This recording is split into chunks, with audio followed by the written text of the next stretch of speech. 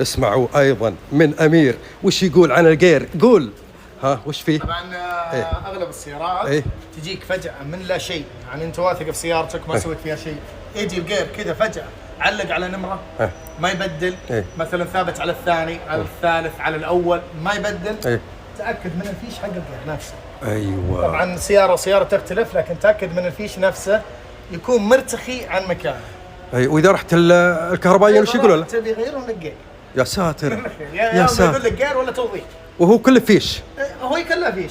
هذا جانا نفس المشكلة. أيه؟ شوف هذا جانا نفس المشكلة. أيه؟ ما وظبنا له جير، طلعنا المشكلة بالضبط بحكم ان الضفيرة حقته مشبوكة مضبوط. طلعنا مشكلته بالضبط. تعال شوف مشكلته.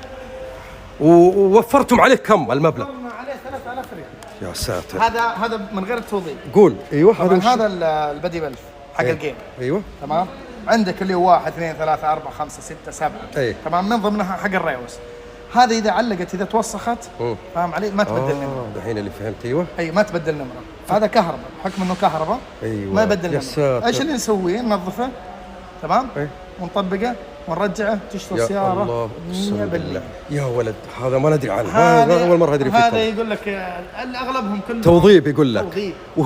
وهو تلقى يقول لك الله يكرمكم فيه وصحه هنا. فيه صحيح نعم يتوظف زي هذا نفس الموضوع.